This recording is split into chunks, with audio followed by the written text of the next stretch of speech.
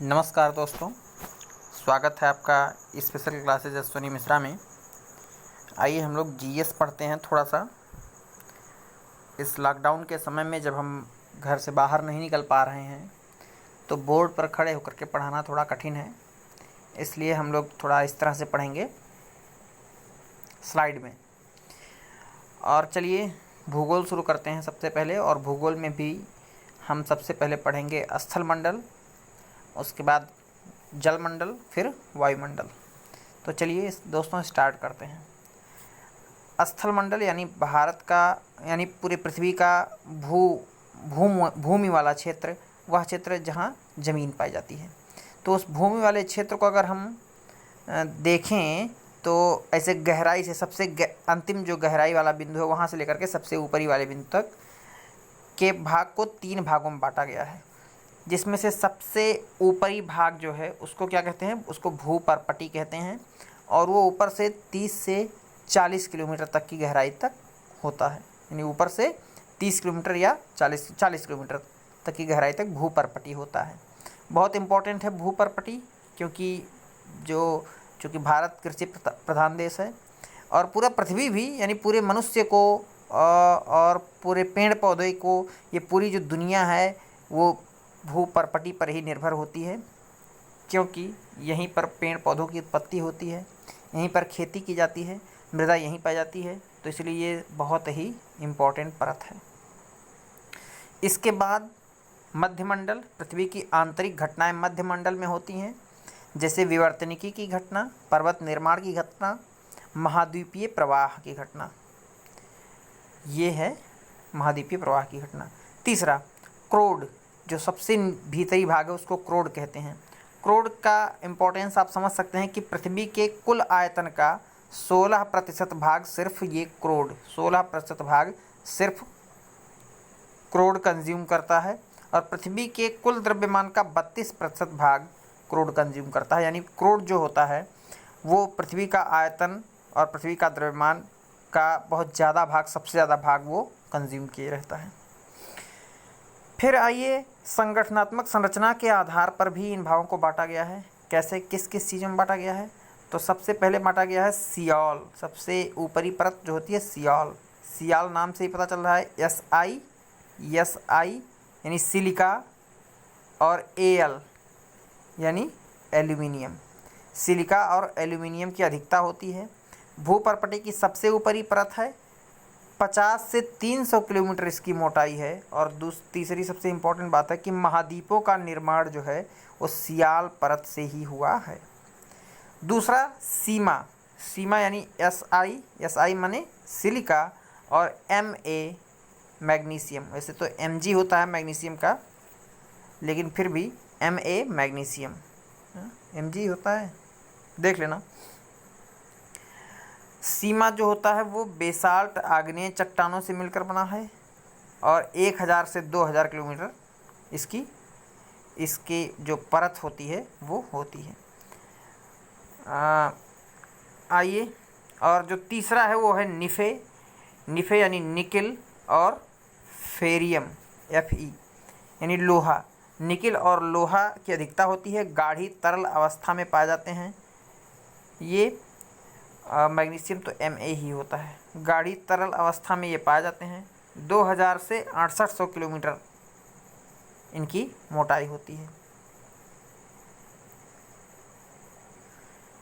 अच्छा, एक और इम्पोर्टेंट बात, लोहे की अधिकता के कारण चुंबकीय शक्ति अधिक होती है, जिससे पृथ्वी की स्थिरता बनी होती है। और ये जो सबसे आंतरिक निफे की जो संरचना है उसकी संरचना धूमकेतु जैसा है, क्योंकि निकिल और लोहा पाया जाता है। तो आप उसको ठीक से देखेंगे तो वो ऐसे ऐसे ऐसे ऐसे ऐसे, ऐसे इस तरह की कुछ संरचनाएं वहाँ पाई जाती हैं। अच्छा, तो ये है अपना मुख्य भाग। आप इसको इस चित्र में देख सकते हैं। इस चित्र में आप देखेंगे तो ये देखिए, ये यहाँ तक क्या ये भाग क्रस्ट है, ये मेंटल है और ये क्या है, कोर है, यानी ये सबसे अंतिम भाग है। ठीक है ना?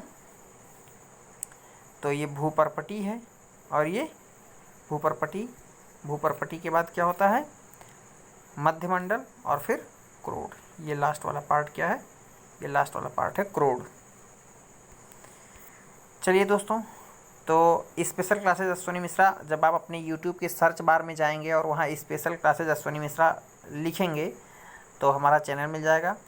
मैथ्स के लिए बहुत सारी वीडियोस वहाँ पर हैं, इंटरमीडिएट और हाई स्कूल के, आप उसको देख सकते हैं। 10 और 12 के मैथ के वीडियोस। मैथ से रिलेटेड कोई क्वेरी हो तो आप वहाँ पूछ सकते हैं। जीएस हम लोग शुरू कर रहे हैं, तो जीएस से रिलेटेड भी कोई क्वेरी हो तो आप पूछ सकते हैं। कमेंट बॉक्स में जाइए और वहाँ पर अपनी क्वेरी पूछिए, अपना क्वेश्चंस पूछिए। ये कुछ क्वेश्चंस हैं हमने सेटअप किया है। अभी इसकी कोई रिलेवेंसी नहीं है, अभी हम लोग कुछ चीज़ें पढ़ लेंगे तो फिर ये आगे काम आएंगी। चलिए दोस्तों, शुरू करते हैं। पृथ्वी की आंतरिक शक्तियाँ क्या क्या होती हैं, यानी वलन क्या होता है, भ्रंशन क्या होता है, भूकंप और ज्वालामुखी, ये पृथ्वी की आंतरिक शक्तियों के कारण होने वाली घटनाएं हैं। आइए देखते हैं किस तरह से होती हैं ये। तो सबसे पहले पृथ्वी की आंतरिक हलचल, और पृथ्वी की आंतरिक हलचलें दो प्रकार की होती हैं। पहला क्षैतिज हलचल। क्षैतिज हलचल जो है उससे कौन सी घटना होती है, वलन होता है। वलन की घटना कैसे होती है, क्षैतिज हलचलों की वजह से होती है। अब इसमें क्या होता है, इसमें शैलें ऊपर उठ जाती हैं या नीचे धंस जाती हैं। ऊपर उठने को अपनति कहते हैं और नीचे धंसने को अभिनत कहते हैं, अभिनति।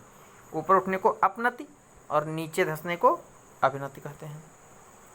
ये देखिए, आप इस तरह से देख सकते हैं, ये ऊपर उठा है, ये वाला पार्ट भी ऊपर उठा है तो अपनति है, और ये वाला पार्ट, बीच वाला पार्ट नीचे धंसा है तो इसको क्या कहेंगे, बीच वाले पार्ट को अभिनति कहेंगे।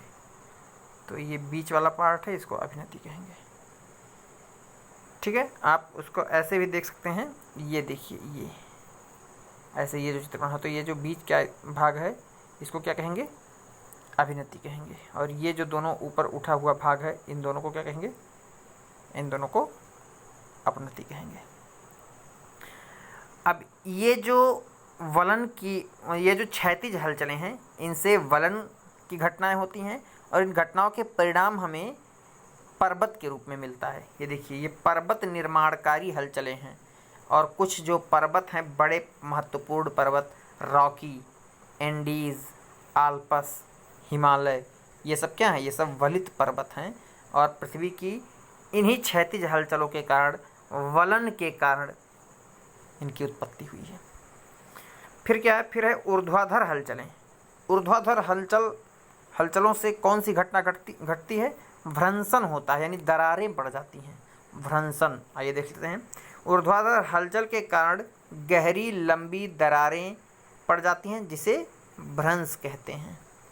धंसे हुए भाग को भ्रंश घाटी कहते हैं। जो भाग धंसा हुआ रहता है उसको क्या कहते हैं, भ्रंश घाटी कहते हैं। दो समांतर भ्रंशों के मध्य ऊंचे उठे हुए भूभाग को क्या कहते हैं, ब्लॉक पर्वत कहते हैं। बहुत इंपॉर्टेंट है, याद रखना, ब्लॉक पर्वत कैसे बनता है। दो समांतर भ्रंशों के मध्य ऊंचे उठे हुए भूभाग को क्या कहते हैं, ब्लॉक पर्वत कहते हैं। जैसे देखिए, अब यहाँ पर अगर हम एक और ऐसे बना देते तो देखिए, ये नीचे धंस गया है तो इसीलिए ये भ्रंश है, ये भी नीचे धंस गया है, ये भ्रंश है। ऐसे हम कर सकते हैं यहाँ पर भी, तो ये भ्रंश है। तो अब जब हम यहाँ खड़े होंगे, यहाँ अगर हम खड़े होंगे, हम एक मिनट, हम थोड़ा कलर चेंज कर लें जी। यहाँ अगर हम खड़े होंगे तो हमें ये ऊंचा पर्वत की तरह दिखाई देगा। तो ये पर्वत कौन सा पर्वत, किस तरह का पर्वत होता है, ब्लॉक पर्वत होता है। अच्छा, और एक और चीज़ आप ज़रा देखिए, अगर हम इसको यहाँ से और बना दें तो ये देखिए, ये एक गहरी घाटी का निर्माण करती हैं। इसको भ्रंश घाटी कहते हैं। और इन्हीं घाटियों से होकर कुछ मुख्य नदियाँ बहती हैं। कौन सी मुख्य नदियाँ, नर्मदा, ताप्ती और दामोदर नदियाँ भ्रंश घाटी से होकर बहती हैं। ठीक है, आइए देख लेते हैं ज्वालामुखी क्या है। इंपॉर्टेंट, यहाँ से इंपॉर्टेंट शुरू होता है। वहाँ से भी कुछ बेसिक क्वेश्चंस बनेंगे, लेकिन यहाँ से फैक्ट वाले क्वेश्चंस आपके बन जाएंगे। आइए पढ़ते हैं ज्वालामुखी क्या होता है। ज्वालामुखी पृथ्वी पर बना हुआ दरार है, जिससे होकर समय समय पर पृथ्वी के अंदर से तप्त लावा, मैग्मा जिसको कहते हैं, धरातल पर आता है। यह मैग्मा निकास नली यानी जहाँ से वो निकलता है उसको निकास नली कहते हैं या क्रेटर कहते हैं। निकास नली इस क्रेटर के चारों ओर जमा होकर शंक्वाकार घाटी बनाता है। तो अब कैसे बना सकता है कि शंक्वाकार घाटी किससे बनता है, तो ज्वालामुखी से बनता है। ज्वालामुखी उद्भेदन के कुछ कारण है, क्या क्या कारण है देखते हैं। देखिए, भूगर्भ में गैसों की उत्पत्ति, पृथ्वी के अंदर विभिन्न प्रकार की खनिज ये हैं वहाँ, और विभिन्न प्रकार के वहाँ पेट्रोलियम पदार्थ हैं, जिनसे पेट्रोलियम गैसें यानी कि वो आपस में अभिक्रिया करेंगे और उनसे पेट्रोलियम गैसें या अन्य प्रकार की गैसें जैसे मीथेन होता है, ब्यूटेन होता है, इस तरह की गैसें उत्पन्न हो जाती हैं। और उन गैसों, वो जब गैस होता है, वो गैस जो है वो बाहर आने का प्रयास करता है, क्योंकि गैस तो ऊपर ही उठेगा। तो जब बाहर आने का प्रयास करता है तो जहाँ भी वो थोड़ा कमज़ोर या दलदली स्थान या पतला परत पाता है, वो तेज़ी के साथ बाहर आ जाता है और ज्वालामुखी विस्फोट होता है। रेडियो एक्टिव तत्वों द्वारा भूकंप में ताप वृद्धि, यहाँ वृद्धि नहीं लिखा हुआ है, ये वृद्धि है। चलिए, रेडियो एक्टिव जो तत्व होता है, आप जानते हैं कि उनका क्षरण होता रहता है एक निश्चित समय अंतराल में। तो वो क्या करते हैं, वो पृथ्वी के भूगर्भ में ताप वृद्धि कर देते हैं, और वो ताप वृद्धि इतनी अधिक होती है कि वहाँ पर कुछ तरल पदार्थ हो जाते हैं और फिर वो गैस बनकर बाहर की तरफ निकल जाते हैं। तो बेसिकली जो रेडियो एक्टिव पदार्थ है वो क्या करता है, ताप वृद्धि करता है, जिससे भी ज्वालामुखी विस्फोट होता है। तीसरा है भू प्लेटों का खिसकना। अच्छा, ये देखिए कैसे होता है। एक प्लेटें हैं, मान लें दो समांतर प्लेटें हैं, अब एक प्लेट दूसरी प्लेट की तरफ खिसक रही है। तो जब एक प्लेट दूसरी प्लेट की तरफ खिसकेगी तो वो बीच में जो भी मिट्टी या जो भी खनिज पदार्थ होंगे उनको वो ऊपर की तरफ ले जाएगी, और जैसे कि ऊपर की तरफ वो उठते चले जाएंगे।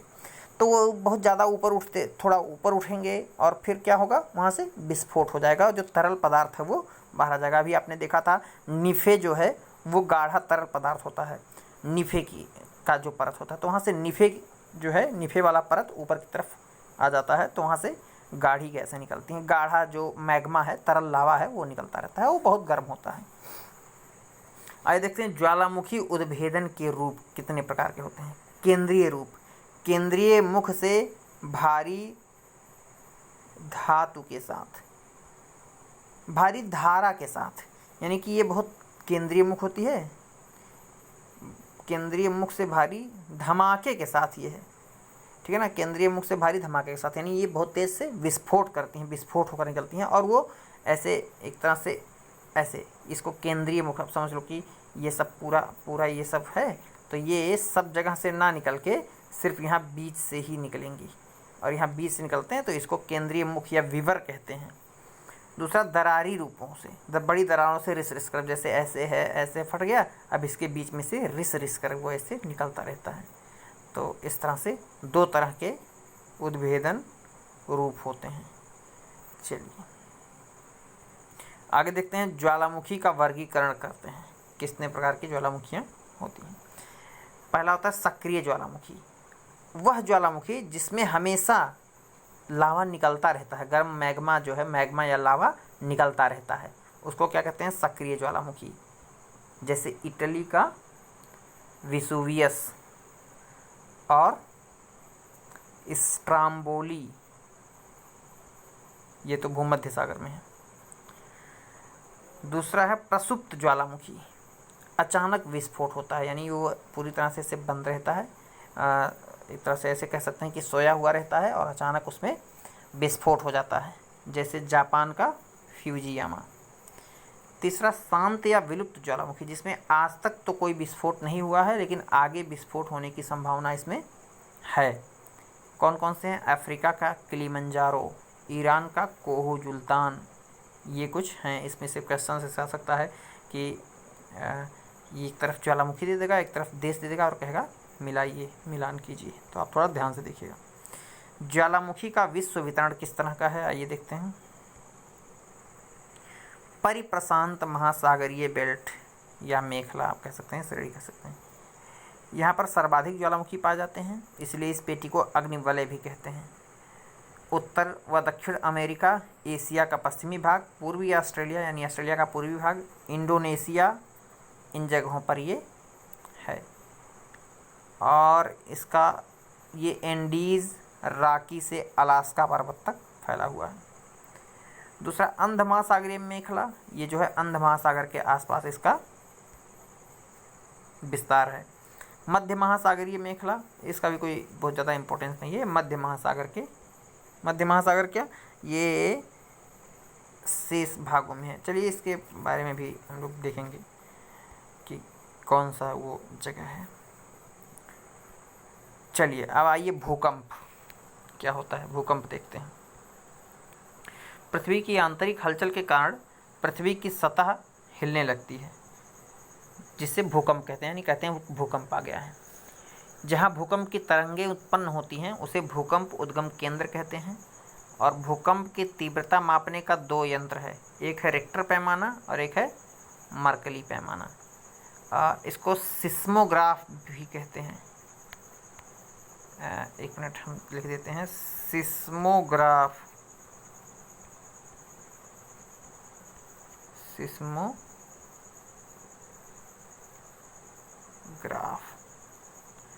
ठीक है ना, ये सिस्मोग्राफ है। तो ये हो गया, आप थोड़ा सा इसको ध्यान देने की बात है। आइए देखते हैं भूकंप के कारण क्या क्या है। तो भूकंप के कारण है ज्वालामुखी भूकंप, यानी जहाँ जहाँ ज्वालामुखी आता है, ज्वालामुखी जब फटता है, ज्वालामुखी ऐसे है, यहाँ से ज्वालामुखी फटता है तो आसपास बहुत दूर तक उसका असर होता है, तो वो क्या होता है, वहाँ से भूकंप आ जाते हैं। भू संतुलन में अव्यवस्था, जो भूमि संतुलन है, पृथ्वी की जो संतुलन है, वो उन संतुलन में अव्यवस्था आ जाती है, यानी कि कहीं पर दबाव बढ़ जाता है, कहीं पर घट जाता है, तो उस वजह से भी भूकंप आ जाते हैं। जलीय भार, जहाँ पर भारी जल के स्रोत हैं, वहाँ वो जल जो है वो पृथ्वी की जहाँ भी उनकी सतह जहाँ तक जाती है, जितनी उसकी गहराई होती है, उस सतह पर अधिक दाब डालते हैं, और उस दाब के कारण भी कभी कभी क्या होता है, भूकंप आता है, क्योंकि वो अधिक दाब डालते हैं। और जैसे ही प्लेटें या वो बहुत तेज़ी से रास्ता बदलती हैं या किसी भी कारण से, वहाँ भूकंप आ सकता है। इस तरह से भूपटल में सिकुड़न, आप देख रहे हैं, आप जानते भी हैं कि पूरी पृथ्वी के सभी जो भू क्षेत्र हैं वो ऐसे किसी प्लेटों पर तैरते हुए प्लेटों के समान हैं, प्लेट्स जैसे तैर रहे हों। तो ये जब प्लेटें हैं, प्लेटें जब एक दूसरे की तरफ आती हैं, अंदर नीचे ऊपर भले ये जुड़े हुए हों, नीचे प्लेटें अलग अलग हैं, प्लेटें जब एक दूसरे की तरफ आती हैं तो प्लेटों में सिकुड़न पैदा होता है। इस वजह से इन सिकुड़न, भूपटल में सिकुड़न से भी, भूपटल में फिर सिकुड़न आ जाता है, प्लेटें एक दूसरे की तरफ जाती हैं तो भूपटल में सिकुड़न आ जाता है, इस वजह से भी भूकंप आते हैं।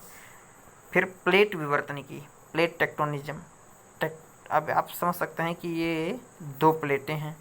अब 2 प्लेटें, अब एक प्लेट अगर दूसरे की तरफ आएगी या इससे टकराएगी तो निश्चित यहाँ पर भी और यहाँ जिस प्लेट की तरफ वो जाएगी वहाँ पर भी कंपन उत्पन्न होगा, और इस वजह से भी क्या होता है, भूकंप आता है। फिर है आंतरिक गैसों की मात्रा में वृद्धि, पृथ्वी के अंदर जो है गैसें हैं, उन गैसों की मात्रा में वृद्धि हो जाती है तो प्लेटें जो है वो तेज़ी से तैरने लगती हैं, इस वजह से भी भूकंप आते हैं। या फिर ज्वालामुखी विस्फोट भी हो सकता है, आंतरिक गैसों की मात्रा में जब वृद्धि होती है तो आपको पता ही है, तो तब भी भूकंप आते हैं।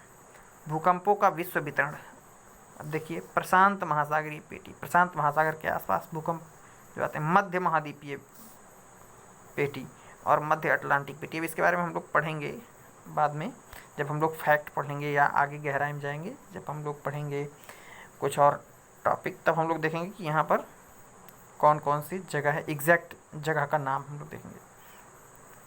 अब देखिए भूकंपीय तरंगें कौन कौन सी होती हैं, तो पी तरंगे, सर्वाधिक तीव्र गति वाला, जो इम्पोर्टेंट है वो देखना है, सर्वाधिक तीव्र गति वाला तरंग है, ठोस माध्यम में सबसे तेज गति से चलता है। यस तरंगे अनुप्रस्थ तरंगे हैं, मीडियम तरंगे हैं। यल तरंगे सबसे लंबी अवधि के तरंगे हैं और सर्वाधिक विनाशकारी हैं। क्वेश्चन आएगा सर्वाधिक विनाशकारी तरंगे कौन कौन सी हैं, तो यल तरंगे हैं। ठीक है, तो ये हो गया भूकंप। आइए अब कुछ क्वेश्चंस देख लेते हैं भूकंप और ज्वालामुखी से संबंधित। चलिए ये देखिए, कौन सी तरंग सर्वाधिक विनाशकारी होती है, तो अभी आपने देखा था क्या, यल तरंगे सर्वाधिक विनाशकारी होती हैं। ठीक है, कौन सी तरंगे सर्वाधिक, ये तो वही क्वेश्चन है, यल तरंगे। सिस्मोग्राफ पर सर्वप्रथम कौन सी वेव अंकित होती है, तो सिस्मोग्राफ पर सर्वप्रथम कौन सी वेव अंकित होती है, तो पी तरंगे सबसे पहले सिस्मोग्राफ पर अंकित होती हैं। भूकंपीय तरंगों का अध्ययन करने वाला यंत्र क्या कहलाता है, तो वो कहलाता है सिस्मीग्राफ, नहीं सिस्मोग्राफ। अब आप कंफ्यूज हो सकते हैं, देखिए सिस्मीग्राफ और सिस्मोग्राफ, उसको सिस्मोग्राफ कहते हैं। ये गलत है, ये सही है, सिस्मोग्राफ। सबसे विस्तृत भूकंप क्षेत्र कौन सा है? तो मध्य प्रशांत महासागरीय पेटी, ये जो है सबसे विस्तृत है। मध्य अटलांटिक ये छोटा सा है, मध्य महाद्वीपीय छोटा सा है, ये प्रशांत महासागरीय पेटी सबसे बड़ा है। अच्छा, फिर आगे देखिए, आगे ज्वालामुखी के बारे में। ज्वालामुखियों के बारे में निम्न में से कौन से कथन सत्य हैं? यह पृथ्वी की क्रस्ट की एक नली होती है जिसके माध्यम से भूगर्भ की पिछली चट्टानें, मैग्मा या अन्य पदार्थ बाहर आते हैं। बी है, अक्सर इनकी नाली के चारों ओर गोल कीपाकार पहाड़ी अथवा पर्वतीय भाग का विस्तार होता है। जी ये तो सही है, आपने पढ़ा था कि ऐसे होता है, इनके चारों तरफ क्या होता है, पर्वत हो जाते हैं, तो फिर घाटियाँ बनती हैं, शंक्वाकार घाटी। क्रस्ट की जिसके माध्यम भूगर्भ की चट्टानें, मैग्मा और हाँ ये भी सही है, ये क्रस्ट एक नली की तरह काम करता है और यहाँ से ही वो मैग्मा बाहर आता है। ज्वालामुखी जागृत, प्रसुप्त, शांत या मृत 3 प्रमुख प्रकारों में वर्गीकृत किए गए। शांत या मृत एक ही होता है, प्रकार वर्गीकृत है, तो ये भी सही है। तो इसका क्या सही होगा? उपयुक्त सभी।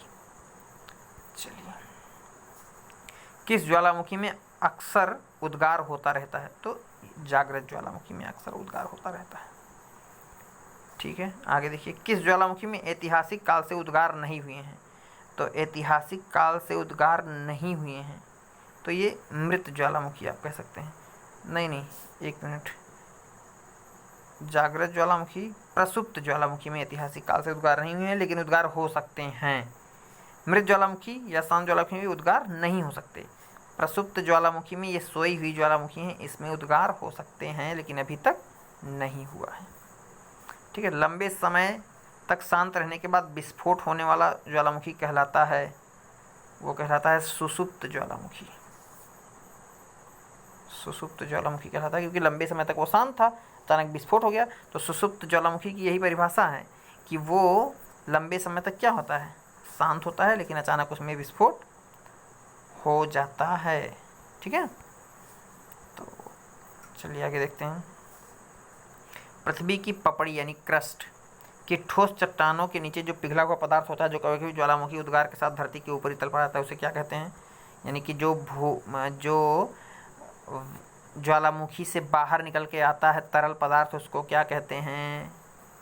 समझ गए आप लोग क्या कहते हैं, है ना? मैग्मा, उसको मैग्मा कहते हैं। चलिए, पेले अश्रु, बहुत इंपॉर्टेंट क्वेश्चन है ये। पेले अश्रु, पेलेज टीयर की उत्पत्ति कब होती है?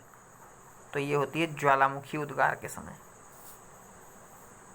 ठीक है, ये एक प्रकार की गैस है, ये एक प्रकार की गैस है, जिस गैस जो भी लोग इसके संपर्क में आते हैं उनकी आंखों से आंसू निकलने लगता है। चलिए आगे देखते हैं। ज्वालामुखी में जलवाष्प के अलावा मुख्य गैसें कौन कौन सी होती हैं? तो देखिए, आइए पहले इसमें से देख लेते हैं। ओनली H2O और CO2, नहीं ये तो गलत है, खाली कार्बन डाइऑक्साइड और H2O नहीं होता है। ओनली H2S और सल्फर डाइऑक्साइड, नहीं ये भी गलत है। तो यानी कि अगर ये दोनों गलत है तो इसमें से ये सही है, क्योंकि H2O पानी रहेगा तभी वो तरल अवस्था में रहेगा, पानी की मात्रा होती ही है। कार्बन डाइऑक्साइड होता है, सल्फर डाइऑक्साइड होता है, हाइड्रोजन सल्फाइड होता है, ये 4 गैसें होती हैं, तो इसलिए इसमें ए सही है।